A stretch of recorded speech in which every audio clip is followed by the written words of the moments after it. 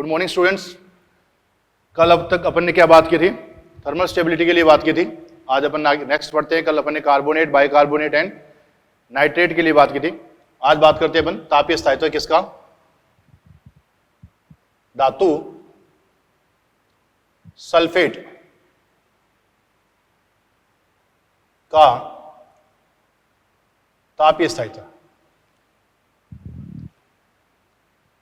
धातु सल्फेट का तापीय स्थायित्व है। जैसे नाइट्रेट में अपन ने बात की थी वैसे ही सल्फेट में बात करें। SO4-2 सल्फेट होता है, SO3-2 सल्फाइट होता है, S-2 सल्फाइड होता है। क्या होता है? सल्फाइड। धातु सल्फेट का तापीय स्थायित्व है। जितने भी धातु सल्फेट है सबको गर्म करने पर सभी धातु सल्फेट गर्म करने पर धातु ऑक्साइड तथा SO3 गैस देते हैं। क्या देते हैं? SO3 gas. अगर मैं किसको छोड़कर, वही चार, सोडियम, पोटेशियम, रुबिडियम, सीजियम को छोड़कर, इन सोडियम, पोटेशियम, रुबिडियम, सीजियम को छोड़कर बाकी सभी को अपन गर्म करेंगे तो अपने को क्या मिलेगा? SO3 गैस मिलती है। MSO4 है, इसको गर्म किया MO प्लस SO3 बन जाएगा। क्या बन जाएगा? SO3। पर ये टेम्परेचर कहाँ लेना है? ये 800 डिग्री सेंटीग्रेड से नीचे का टेम्परेचर लेना है। कितना लेना है? 800 डिग्री सेंटीग्रेड से नीचे का टेम्परेचर लेना है। अगर ये टेम्परेचर 800 डिग्री सेंटीग्रेड से ज्यादा ले लिया, MO plus SO2 plus half O2, MO plus SO2 plus half O2 का निर्माण हो जाएगा। तो ये टेम्परेचर का थोड़ा ध्यान रखना कि अगर टेम्परेचर 800 डिग्री सेंटीग्रेड से नीचे है तो क्या मिलेगा अपने को? SO3 गैस मिलेगी। अगर 800 डिग्री सेंटीग्रेड से ऊपर है तो अपने को क्या मिलेगी? SO2 गैस मिलेगी। क्या मिलेगी? SO2 gas. अब कुछ सल्फेट देखते हैं अपन। 3 नाम आएंगे अपने पास, blue vitriol, green vitriol and white vitriol. अपन बात करते हैं पहले ब्लू विट्रोल की। CuSO4.5H2। पहले तो आपको ये पूछ लेता है इसमें कौन से बंध है। ये कॉम्प्लेक्स है, आगे कोऑर्डिनेशन केमिस्ट्री पढ़ेंगे उसमें देखेंगे। इसमें सहसंयोजक बंध भी है, उपसहसंयोजक बंध भी है, आयनिक बंध भी है और हाइड्रोजन बॉन्ड भी है। ये कैसे लिखा हुआ है? CuH2O का होल 4 SO4.H2O। तो इसमें कौन से बंध है बेटा? याद रखना, सहसंयोजक है। आगे पता लग जाएगा कैसे।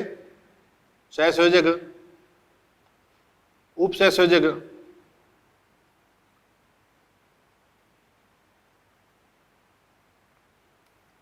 आयनिक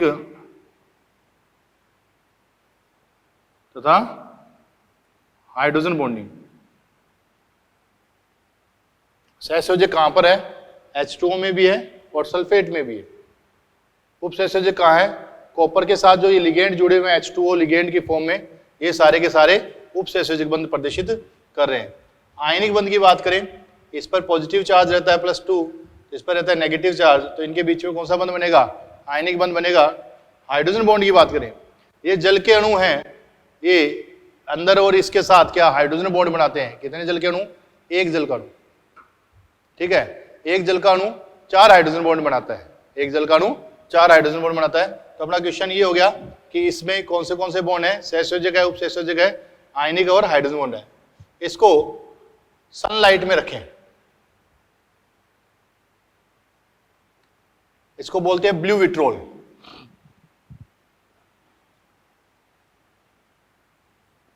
ब्लू विट्रोल सनलाइट में रखा तो इसमें से दो जल के अणु बाहर निकल जाएंगे, और अगर इसको 100 डिग्री सेंटीग्रेड पर गर्म किया गया, कितने पर, 100 डिग्री सेंटीग्रेड पर, तो क्या होगा, इसमें से दो जल के अणु और बाहर निकल जाएंगे। तो क्या बन गया, CuSO4 dot H2O, bluish white colour का हो जाएगा, ये ब्लूइश व्हाइट कलर का। अगर इसको और गर्म किया तो अपने पास क्या बन जाएगा, कॉपर सल्फेट। अगर इसको मैं मोर देन 800 डिग्री सेंटीग्रेड ले लेता हूं तो क्या हो जाएगा अपने पास, कॉपर सल्फेट है वो किस में टूटता है, कॉपर सल्फेट है कॉपर ऑक्साइड तथा SO2 में टूट जाता है। Copper oxide plus more than 800 है, SO2 प्लस हाफ O2। अगर ये लेस देन 800 डिग्री सेंटीग्रेड लिया, ये 270 डिग्री के आस, आपको टेम्परेचर याद नहीं रखना है। इसका कलर कैसा होता है, व्हाइट कलर का ही होता है। ये कैसा होता है, व्हाइट कलर का ही होता है। तो ये अपने पास cupric oxide plus SO2 plus half O2 का निर्माण हो जाएगा। ऐसे ही ग्रीन विट्रोल ने, इसका कलर कैसा होता है, ब्लैक कलर का होता है। कैसा कलर होता है इसका, ब्लैक कलर होता है। नेक्स्ट अपन बात करें, ये तो था ब्लू विट्रोल। तो ब्लू विट्रोल का फॉर्मूला क्या हो गया, copper CuSO4 dot 5H2O dot 5H2O।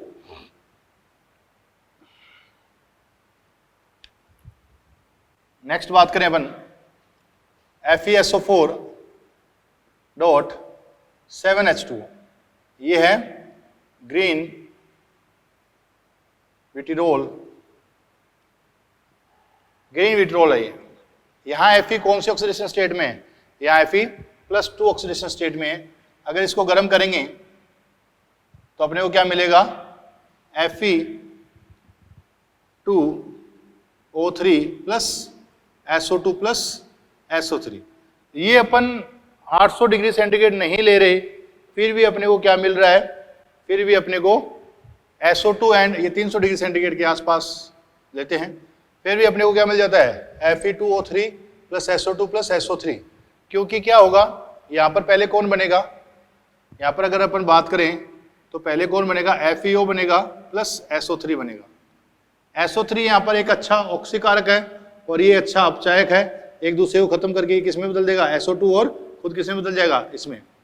तो ये दोनों एक जगह नहीं रहेंगे, तो ये दोनों किस में बदल जाएंगे, Fe2O3 प्लस SO2 में बदल जाता है। अगर इसके स्थान पर मैं Fe2SO4 का होल थ्राइस ले लूं, Fe2SO4 का होल थ्राइस, Fe यहाँ पहले ही +3 में है, तो इसको अगर मैं गर्म करूंगा तो मेरे को क्या मिलेगा, Fe2O3 प्लस SO3 मिल जाएगा। क्या मिल जाएगा, SO3। तो अपने पास ये हो जाएगा, Fe2O3 प्लस SO3 का निर्माण हो जाएगा। नेक्स्ट अपन देखते हैं व्हाइट विट्रोल के लिए बात करें। व्हाइट विट्रोल का फॉर्मूला क्या आएगा अपने पास,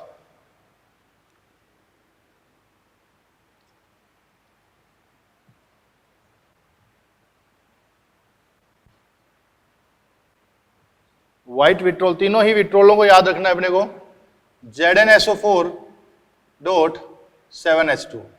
ये कौन है, व्हाइट विट्रोल।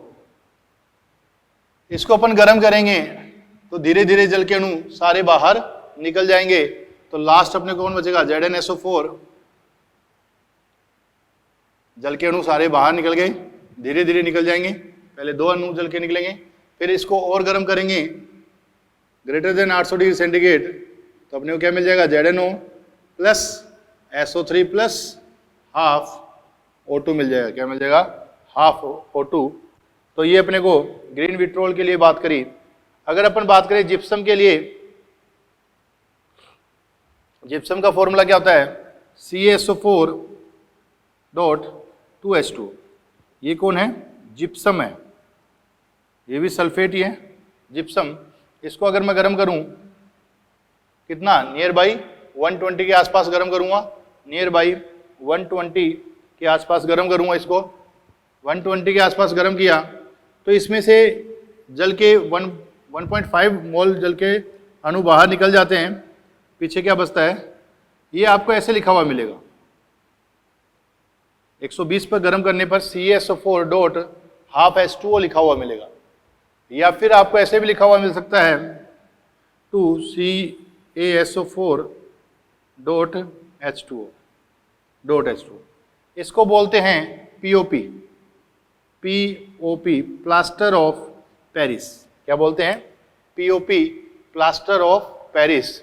इसको आगे 200 डिग्री सेंटीग्रेड के आसपास गर्म कर देंगे तो किसमें बदल जाएगा, calcium sulphate plus half H2O। इसे बोलते हैं dead plaster,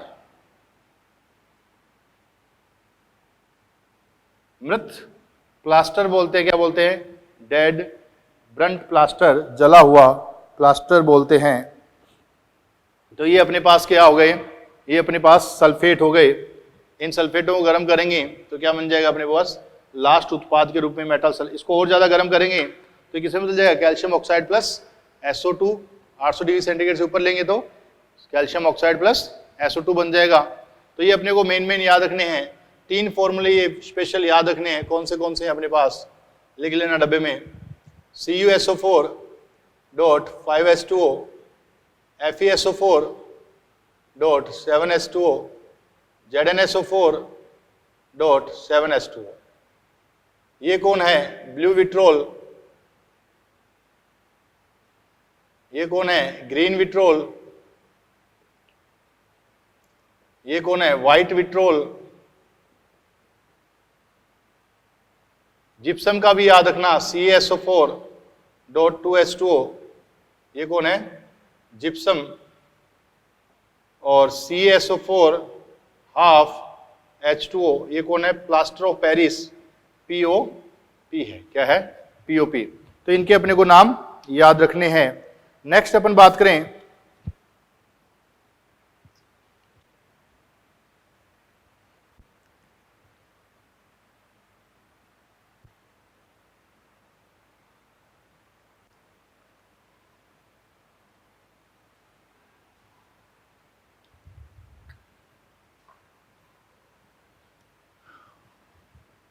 heating effect on acid.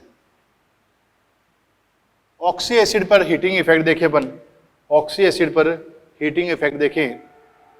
बेटा जी एक नाम आता है, आपको सुना हुआ है आपका, विषमानुपातीकरण अभिक्रिया। विषमानुपातीकरण अभिक्रिया। जितने भी अस एसिड है, अस एसिड का मतलब क्या है, जिनमें इंटरमीडिएट ऑक्सीडेशन स्टेट है। जितने भी अस एसिड हैं, जिनमें भी इंटरमीडिएट ऑक्सीडेशन स्टेट है, उनको गर्म करेंगे तो वो क्या करेंगे, विषमानुपातीकरण अभिक्रिया प्रदर्शित करेंगे। विषमानुपातीकरण अभिक्रिया वो होती है जिसमें एक ही तत्व का ऑक्सीकरण तथा अपचयन साथ साथ होता है। एक ही तत्व का ऑक्सीकरण तथा अपचयन साथ साथ होता है, विषमानुपातीकरण अभिक्रियाएं कहलाती हैं। जैसे कोई भी अपन अस एसिड ले, उनको गर्म करोगे तो किसमें टूट जाएंगे, वो देखते हैं। जैसे अपन बात करें HNO2 या H3PO3 या H3PO2 या H2SO3, ये सारे अस एसिड हैं। इसका नाम क्या है, नाइट्रस एसिड। इसका फॉस्फोरस एसिड, इसका हाइपोफॉस्फोरस,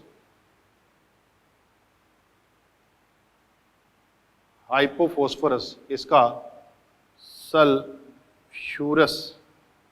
क्या नाम है, सल्फ्यूरस एसिड। तो अपने पास nitrous acid, phosphorous acid, hypophosphorous, sulphurous acid, ये अपने पास एसिड हो गए हैं। इनको अगर अपन गर्म करें,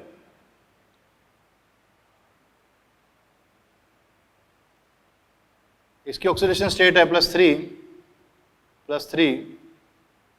+1 एंड +4। ये अपर ऑक्सीडेशन स्टेट नहीं है। अपर ऑक्सीडेशन स्टेट से क्या है, नीचे के हैं। अपर ऑक्सीडेशन स्टेट से नीचे के हैं। तो इनमें अगर बात करें अपन कि इनमें कैसे कैसे विषमानुपातीकरण अभिक्रियाएं होगी, तो ये नाइट्रस एसिड है। इसकी अपर ऑक्सीडेशन स्टेट क्या होती है, NO3 प्लस NO में चला जाएगा प्लस NO है। फॉस्फोरस एसिड है, इसकी +3 है। अपर ऑक्सीडेशन स्टेट कौन सी होगी बेटा, इसकी अपर ऑक्सीडेशन स्टेट होगी +5। तो ये किस में चला जाएगा, H3PO4 प्लस PS3 फॉस्फीन। यहाँ बात करें H3PO4 प्लस फॉस्फीन, यहाँ बात करें H2SO4 प्लस S क्या होगा, अपने को ऑक्सीडेशन स्टेट देखा, इसमें +6 0 +5 -3 -3 +5 +5 एंड +2। सभी में यहाँ देखो, यहाँ पर क्या हो रहा है, ऑक्सीडेशन हो रहा है, और यहाँ पर क्या हो रहा है, रिडक्शन हो रहा है। क्या हो रहा है, रिडक्शन। तो अपने को पता चल गया कि जितने भी ऐसे एसिड है सबको गर्म करने पर वो अपर और लोअर ऑक्सीडेशन स्टेट में मूव करते हैं। ऐसे ही अपन अगर HClO4 देखें, HClO4 तो अपर ऑक्सीडेशन स्टेट है। तो HClO3 देखें या HClO देखें,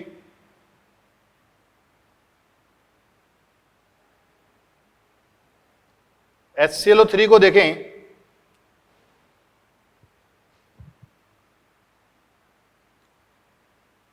इसको गर्म करेंगे। यहां पर कितनी ऑक्सीडेशन स्टेट है, 5। ये नाम है क्लोरिक एसिड।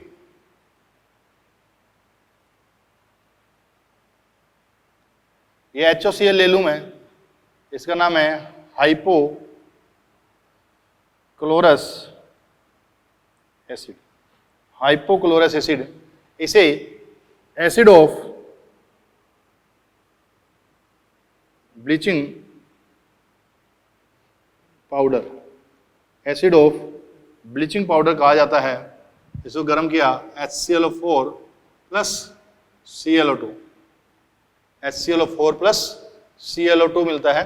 क्या, ClO2। इसके लिए अपन पहले बात की थी, लुईस कैस्टिक ने। ये विषम इलेक्ट्रॉन युक्त स्पीसीज है। इसकी संरचना कैसी, Cl double bond O coordinate O lone pair and एक सिंगल इलेक्ट्रॉन होता है।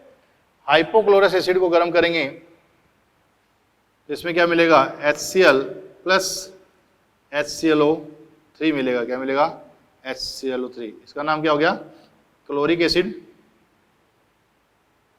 हो गया। तो ये अपने पास एसिड हो गए। इनको गर्म करने पर क्या क्या मिलेगा, तो ये अपना सेकंड चीज हो गई क्या, तापीय स्थायित्व। क्या बात कर लिया अपने, तापीय स्थायित्व। अब बात करते हैं अपन किसकी, अब बात करते हैं अपन सॉल्युबिलिटी, विलेयता। तीसरी बात करते हैं विलेयता।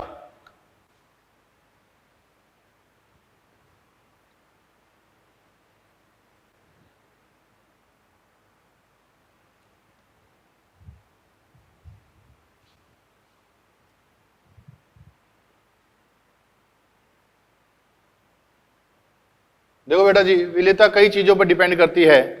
विलेयता कई चीजों पर निर्भर करती है।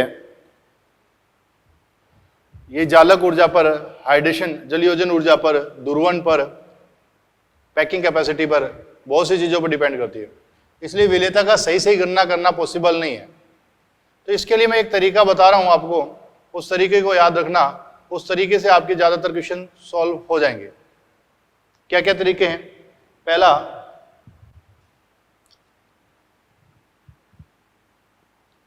अपने नियम है ये,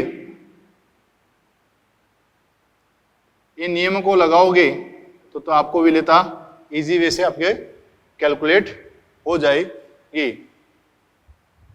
अपने नियम में बात करें, पहला, छोटे के साथ छोटा अधिक स्थायी होता है, स्थायी होता है, इसलिए कम टूटता है। तो कम घुलनशील होगा। इस बात का मतलब समझे? छोटे के साथ छोटा अधिक स्थायी होता है, इसलिए कम टूटेगा तो कम घुलनशील होगा। ऐसे ही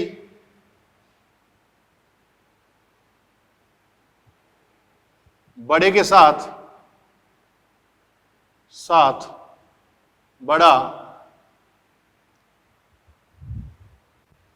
अधिक स्थायी होता है,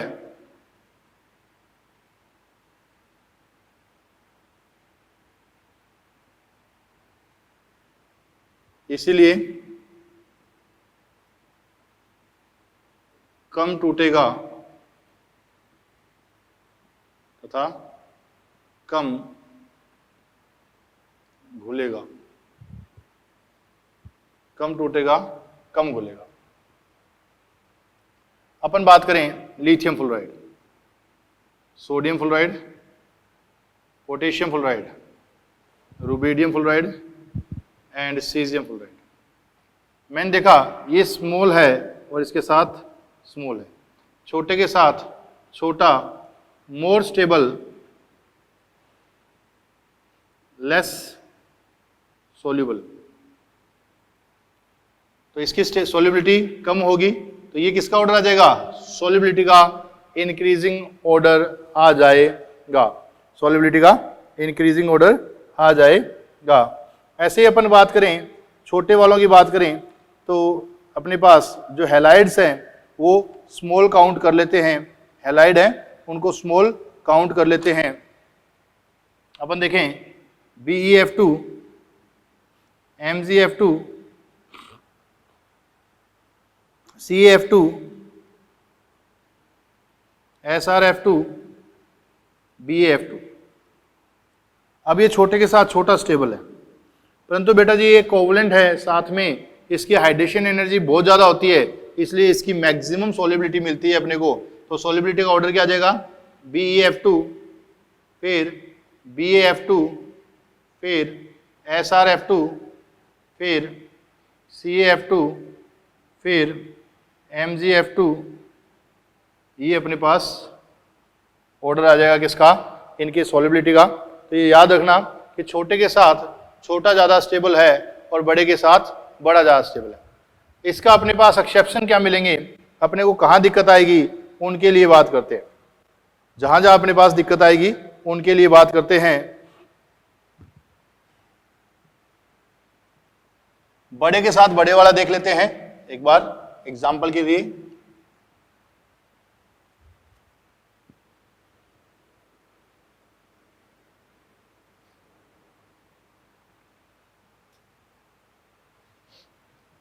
जैसे मैंने लिया barium carbonate, magnesium carbonate, calcium carbonate, strontium carbonate and barium carbonate. Barium sulphate, magnesium sulphate, calcium sulphate, strontium sulphate, barium sulphate. Beryllium nitrate,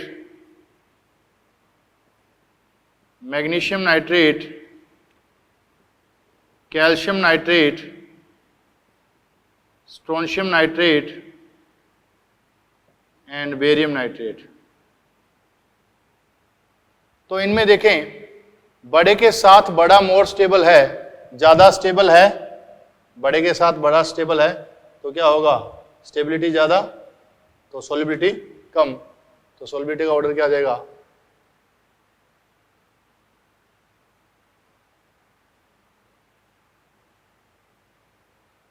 परंतु अपने को ये याद रखना है कि कार्बोनेट तथा बाइकार्बोनेट किसके?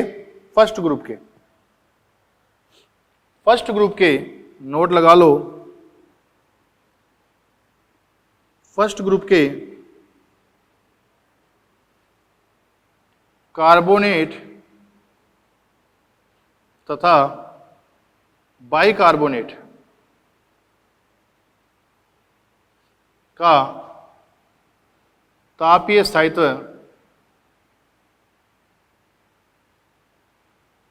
वर्ग में ऊपर से नीचे जाने पर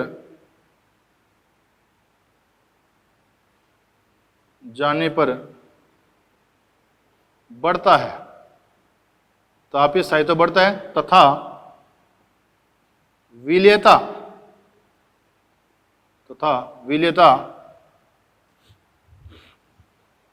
भी बढ़ती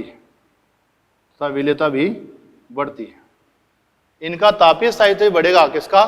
फर्स्ट ग्रुप के कार्बोनेट एंड बाइकार्बोनेट का, और सॉल्युबिलिटी भी बढ़ती है। तो आपको कोई बात करे, lithium carbonate, sodium carbonate, potassium carbonate, rubidium carbonate and caesium carbonate, ऐसे ही lithium bicarbonate, sodium bicarbonate, potassium bicarbonate, rubidium bicarbonate, caesium bicarbonate. तो इनमें सॉल्युबिलिटी का ऑर्डर क्या आ जाएगा?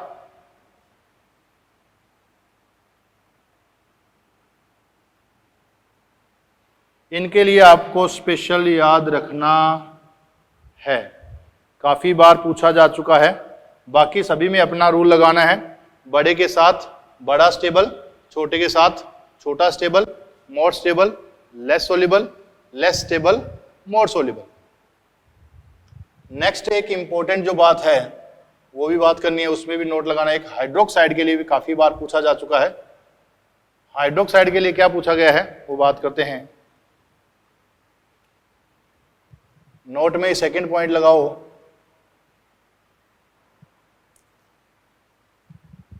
फर्स्ट तथा सेकंड ग्रुप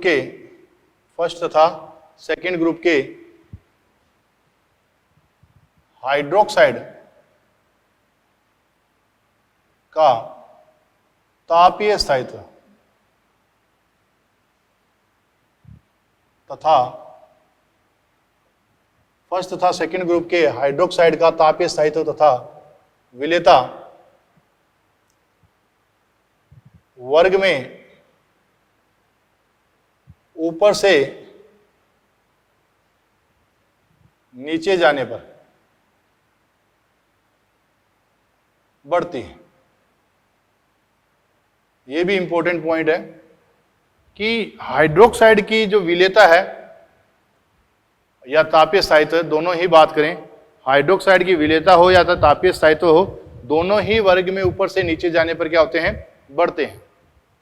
जैसे lithium hydroxide, sodium hydroxide, potassium hydroxide, rubidium hydroxide, caesium hydroxide, beryllium hydroxide, magnesium hydroxide, calcium hydroxide, strontium hydroxide and barium hydroxide. तापीय स्थायित्व भी बढ़ेगा और विलेयता भी बढ़ती है। दोनों ही चीजें बढ़ती, दोनों ही चीजों की क्या करोगे? बढ़ जाएंगी, विलेयता दोनों ही चीजों की बढ़ेगी और तापीय स्थायित्व भी बढ़ेगा। ये भी इंपॉर्टेंट है, काफी बार बात कर चुका है और ये भी इंपॉर्टेंट है। इन दोनों के बारे में ही आपको याद रखना है। ये अपनी बातें हो गई किसके बारे में? विलेयता के बारे में। नेक्स्ट बात करते हैं अपन एसिडिक नेचर ऑफ ऑक्साइड।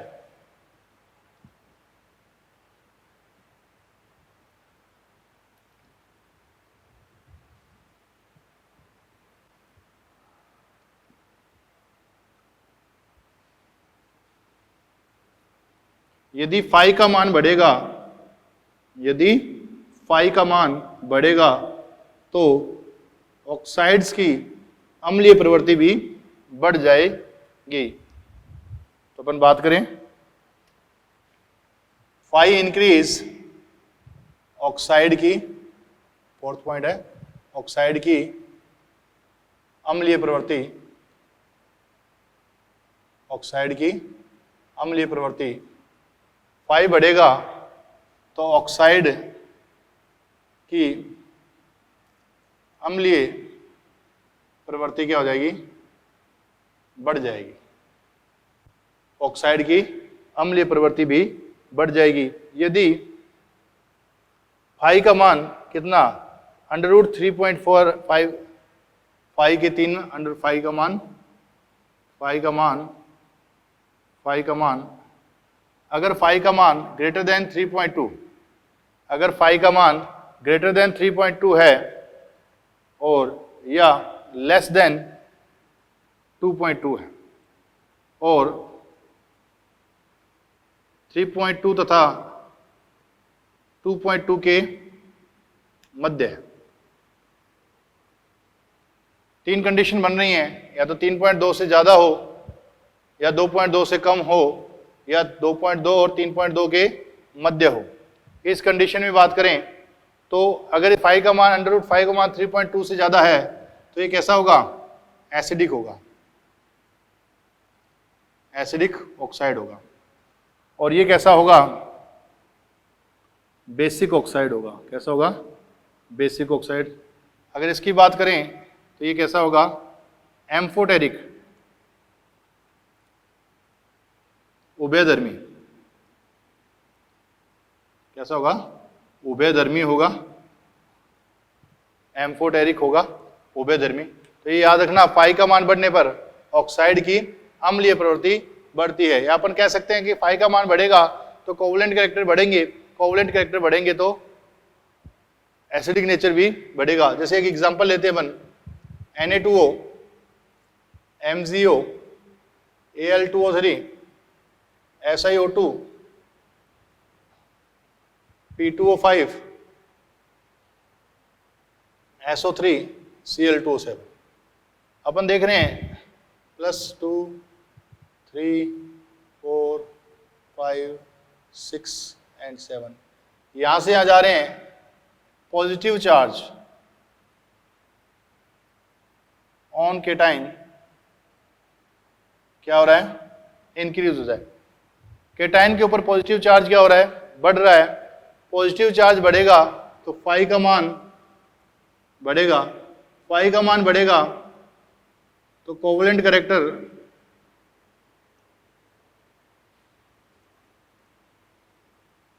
क्या हो जाएंगे, बढ़ जाएंगे। कोवलेंट कैरेक्टर बढ़ेंगे तो एसिडिक नेचर बढ़ जाएगी, बेसिक नेचर घट जाएगी। देखो बेटा, ये कैसे होते हैं, दोनों बेसिक नेचर के होते हैं, और ये कैसा होता है, एम्फोटेरिक। और ये सारे कैसे होते हैं, एसिडिक होते हैं। कैसे होते हैं, एसिडिक होते हैं।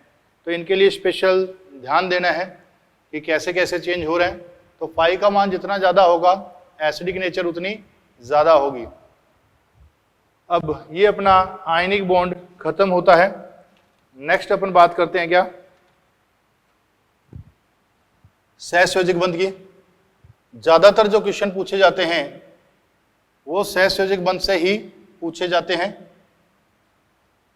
मैक्सिमम क्वेश्चन जो पूछे गए हैं वो सहसंयोजक बंध से पूछे गए हैं। क्या क्या पूछे गए हैं वो देखते हैं।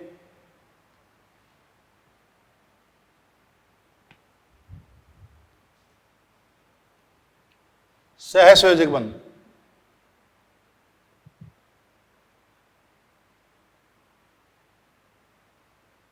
सहसंयोजक बंध क्या होता है, इलेक्ट्रॉनों के समान सांझे से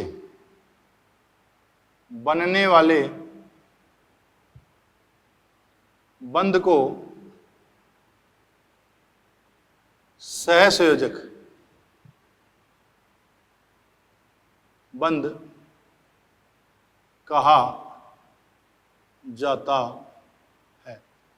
इलेक्ट्रॉनों के समान सांझे से बनने वाले बंध को सहसंयोजक बंध कहा जाता है।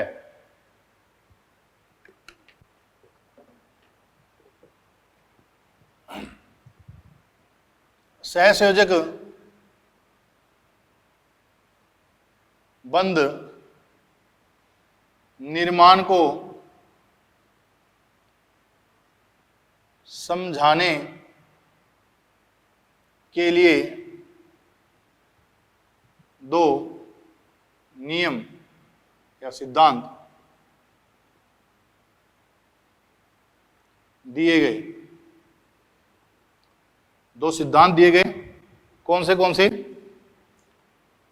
वीबीटी और दूसरा एमओटी, मॉलिक्यूलर ऑर्बिटल थ्योरी और वैलेंसी बॉन्ड थ्योरी, आणविक कक्षक सिद्धांत और संयोजी बंध सिद्धांत, वीबीटी एंड एमओटी। एमओटी आगे बात करेंगे। एमओटी अपने सिलेबस में समद्विपरमाणविक अणुओं के लिए है, सिर्फ समद्विपरमाणविक अणुओं के लिए है, बाकी सब के लिए नहीं है। वीबीटी की बात करें, वीबीटी थ्योरी जो दी गई, नाम से पता चल रहा है वैलेंसी बॉन्ड थ्योरी, कि वैलेंसी सेल में जितने इलेक्ट्रॉन पाए जाते हैं वही बंध बनाने में भाग लेते हैं, बाकी कोई भी बंध बनाने में भाग नहीं लेता। इसके अनुसार, इस सिद्धांत के अनुसार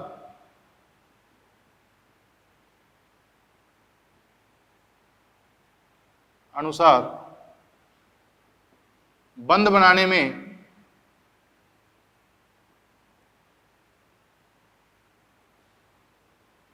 संयोजी कोश के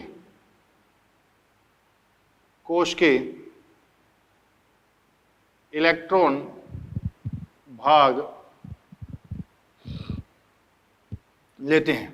कौन भाग लेते हैं? संयोजी कोश के इलेक्ट्रॉन भाग लेते हैं और कोई भाग नहीं लेता। इस सिद्धांत के अनुसार बंध बनाने में संयोजी कोश के इलेक्ट्रॉन भाग लेते हैं। कौन भाग लेता है? संयोजी कोश के इलेक्ट्रॉन भाग लेते हैं।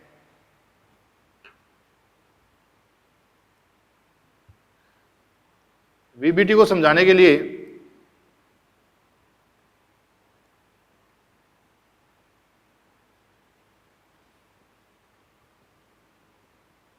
दो परिकल्पनाएं दी गई। वीबीटी को समझाने के लिए दो परिकल्पनाएं दी गई। पहला, वीबीटी इस सिद्धांत के अनुसार बंध बनाने में संयोजी कोश के इलेक्ट्रॉन भाग लेते हैं। वीबीटी को समझाने के लिए दो परिकल्पनाएं दी गई। क्या दी गई? दो परिकल्पनाएं दी गई। क्या क्या थी दो परिकल्पनाएं? दो परिकल्पनाओं की बात करें तो क्या थी? एक तो था अतिव्यापन और दूसरा था संकरण। तो शुरू से एक बार दोबारा बात करें। इलेक्ट्रॉनों के समान सांझे से बनने वाले बंध को सहसंयोजक बंध कहते हैं। कितने सहसंयोजक बंध बनेंगे? जितने मेरे पास अयुग्मित इलेक्ट्रॉन होंगे। जितने मेरे पास अयुग्मित इलेक्ट्रॉन होंगे उतने ही सहसंयोजक बंधों का निर्माण होता है। सहसंयोजक बंध को निर्माण को समझाने के लिए दो सिद्धांत दिए गए। कौन से? एक तो वीबीटी थी और दूसरा एमओटी था। VBT valency bond theory, MOT molecular orbital theory. VBT के अनुसार बंध बनाने में संयोजी कोश के इलेक्ट्रॉन भाग लेते हैं। जितने संयोजी कोश में इलेक्ट्रॉन होंगे वही बंध बनाने में भाग लेते हैं, दूसरे बंध बनाने में भाग नहीं लेंगे। वीबीटी को समझाने के लिए दो परिकल्पनाएं दी गई। पहला अतिव्यापन और दूसरा संकरण। पहला तो अतिव्यापन और दूसरा संकरण दिया गया, संकरण। तो अपन पहली बात करते हैं किसकी? अतिव्यापन की। किसकी? अतिव्यापन की। अतिव्यापन समझाने से पहले अपन कक्षकों के प्रकार पढ़ते हैं, क्योंकि अपने पास क्या आएंगे? कक्षक पता होना चाहिए कौन से होते हैं। बंध निर्माण हमेशा किससे होगा? बंध निर्माण हमेशा अतिव्यापन से ही होगा। बंध का जो निर्माण होगा वो हमेशा किससे होगा? अतिव्यापन से होगा। संकरण से बंध का निर्माण नहीं होता। संकरण में तो लगभग समान ऊर्जा व भिन्न भिन्न आकृति के कक्षकों को क्या किया जाता है? मिक्स किया जाता है, जबकि बंध का निर्माण इससे नहीं होगा। बंध का निर्माण तो हमेशा किससे होगा? अतिव्यापन से होगा। किससे होगा? अतिव्यापन से। तो देखते हैं कक्षकों के प्रकार।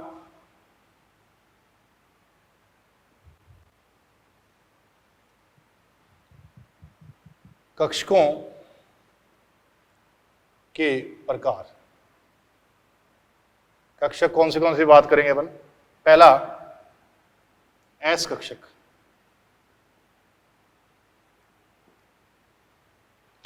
यह अदिशात्मक गोलाकार कक्षक है।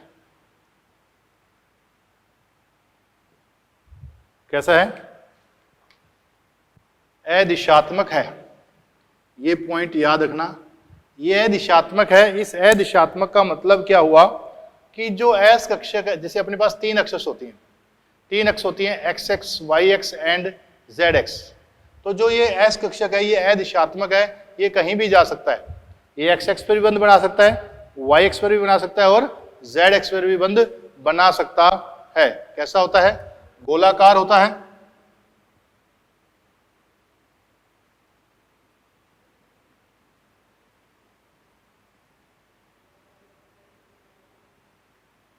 गोलाकार होता है, अदिशात्मक है।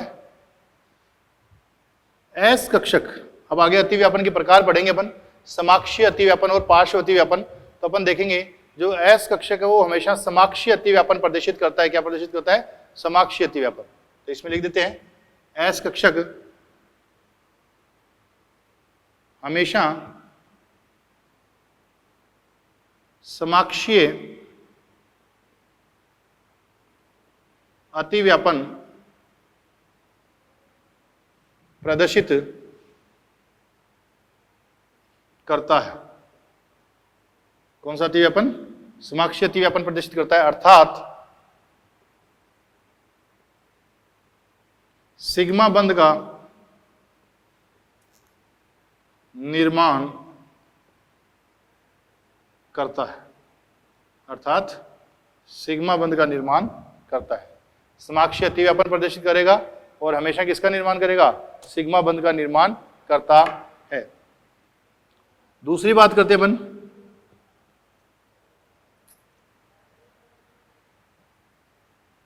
इसमें कोई भी नोडल तल नहीं होता, कोई नोडल तल नहीं होता। नोडल तल का मतलब क्या है? वह तल जहां पर किसी प्रकार की इलेक्ट्रॉन घनत्व नहीं पाया जाता, उसे क्या कहा जाता है? नोडल तल कहा जाता है। क्या कहा जाता है? नोडल तल।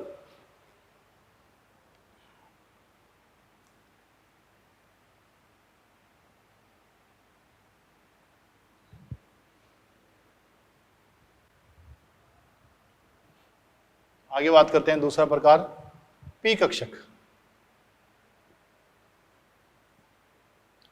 यह दिशात्मक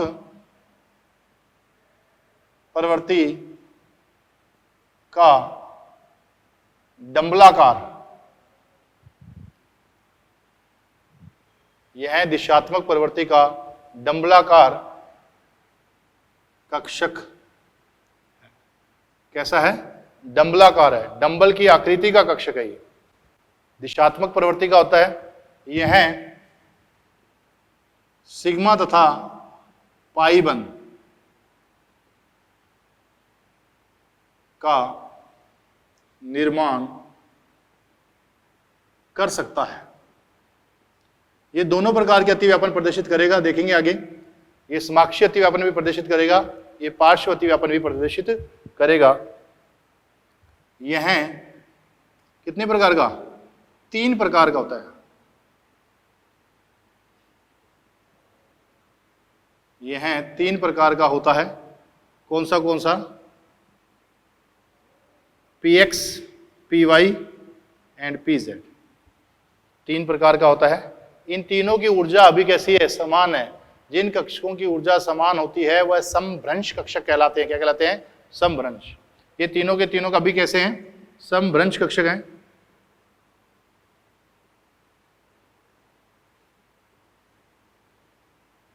समभ्रंश कक्षकों से वे कक्षक जिनकी ऊर्जा समान होती है समभ्रंश कक्षक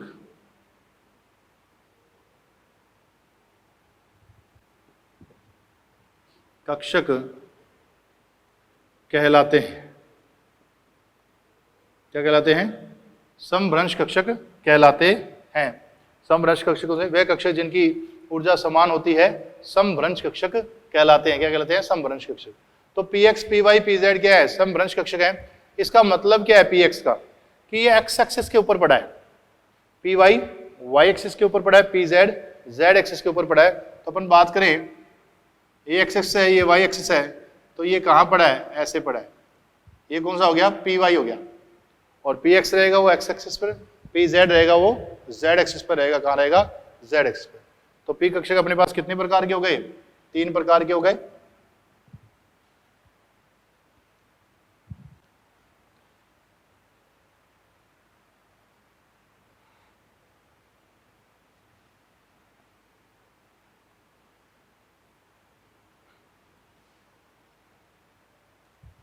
नेक्स्ट बात करते हैं अपन तीसरा डी कक्षक। डी कक्षक की बात करें, यह है द्विडंबलाकार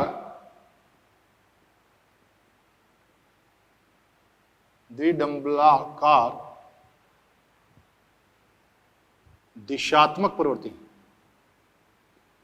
द्विडंबलाकार दिशात्मक प्रवृत्ति का कक्षक होता है। कैसा होता है? द्विडंबलाकार दिशात्मक प्रवृत्ति का कक्षक होता है। यह 5 प्रकार के होते हैं।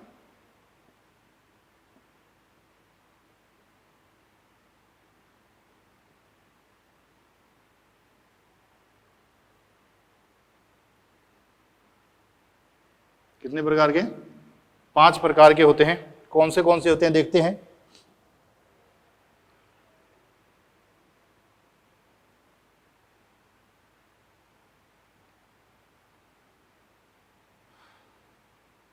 dxy, dyz, dxz, dx² y² and dz²। इनको क्या बोलते हैं? Non axial. क्या बोलते हैं? नॉन एक्सियल बोलते हैं, जबकि इनको क्या बोलते हैं? एक्सियल बोलते हैं। इसका मतलब क्या हुआ? Axial and non axial. Axial का मतलब हुआ जो एक्सिस के ऊपर पाए जाते हैं। एक्सियल का मतलब हुआ जो एक्सिस के ऊपर पाए जाते हैं। नॉन एक्सियल का मतलब हुआ जो एक्सिस के ऊपर नहीं पाए जाते। जैसे अपन बात करें dxy की बात करें, dxy का डायग्राम अपने को कैसे मिलेगा?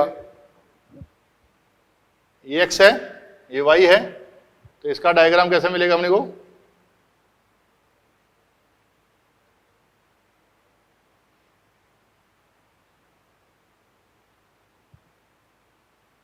इस हिसाब से अक्षों के बीच में मिलेगा। जबकि अगर मैं dx² y² की डायग्राम देखूं, x एंड y,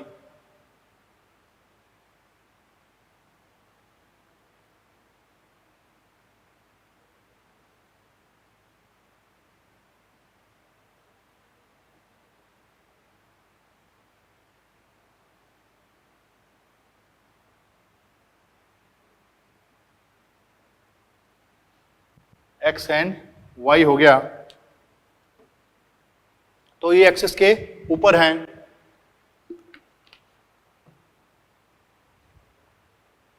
जो एक्सिस के बीच में होंगे उन्हें अपने क्या बोला है? नॉन एक्सियल बोला है। जो एक्सिस के ऊपर होंगे उन्हें अपने क्या बोला है? एक्सियल बोला है। तो डी अपने पास 2 टाइप के हो गए, नॉन एक्सियल एंड एक्सियल। इनमें नोडल के तल कितने होंगे? इसमें 2 नोडल तल होंगे। एक तो ये मिलेगा अपने को और एक ये ऐसे खड़ा। इसको समझना, जैसे ये 3 तल होते हैं अपने पास, 3 तल होते हैं, 3 एक्सिस होती हैं। पेन से समझाते हैं आपको।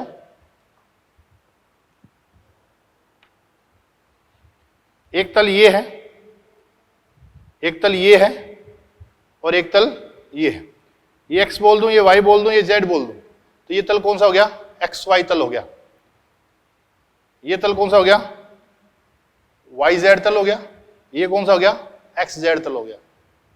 तो अगर मान लो कक्षक यहां पर पड़े हैं तो ये तल और ये तल फ्री रह जाएंगे, यहां पर नोडल तल बन जाएंगे। तो इसमें कितने आएंगे? इनमें 2 नोडल तल आएंगे। कितने आएंगे? 2। इसमें नोडल तल कहां रहेगा? इन दोनों एक्सिस के बीच में, यहां पर और यहां पर रहेगा। आप तो याद रखना इसमें नोडल तल कितने मिलेंगे अपने को? 2 मिलेंगे। नेक्स्ट बात करते हैं अपन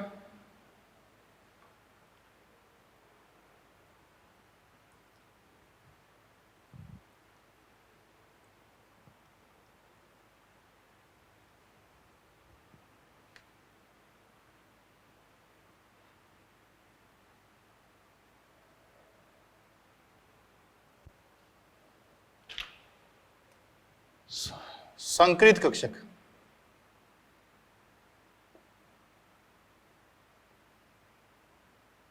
संकृत कक्षक यह अधिकतम दिशात्मक प्रवृत्ति का गुब्बारे नुमा कक्षक है। कैसा है? गुब्बारे नुमा कक्षक है। ये कैसा है? बैलून शेप कक्षक है, गुब्बारे नुमा कक्षक है। यह हमेशा समाक्षीय अतिव्यापन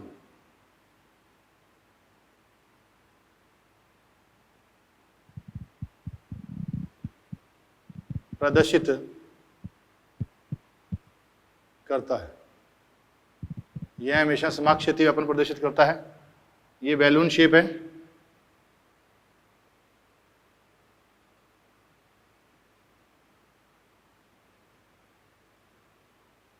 गुब्बारे नुमा कक्षक कैसा है? गुब्बारे नुमा बैलून शेप कक्षक है, गुब्बारे नुमा कक्षक है, समाक्षीय अतिव्यापन प्रदर्शित करता है। तो ये अपने पास क्या हो गए? कक्षकों के प्रकार हो गए। कौन सा कक्षक है वो कौन सा अतिव्यापन करेगा, ये नेक्स्ट देखते हैं अपन। अब बात करेंगे अपन अतिव्यापन के लिए। किसी भी बंध निर्माण के लिए, सहसंयोजक बंध निर्माण, चाहे सिग्मा हो चाहे पाई हो, दोनों के लिए अपने को अतिव्यापन अति आवश्यक होगा। अगर अतिव्यापन नहीं हुआ तो सहसंयोजक बंध का निर्माण नहीं होगा। संकरण से बंध निर्माण नहीं होता। पहले संकरण की घटना घटती है, उसके बाद में क्या होता है? अतिव्यापन होता है। अतिव्यापन की बातें अपन नेक्स्ट क्लास में करेंगे। आज के लिए इतना ही। Thank you.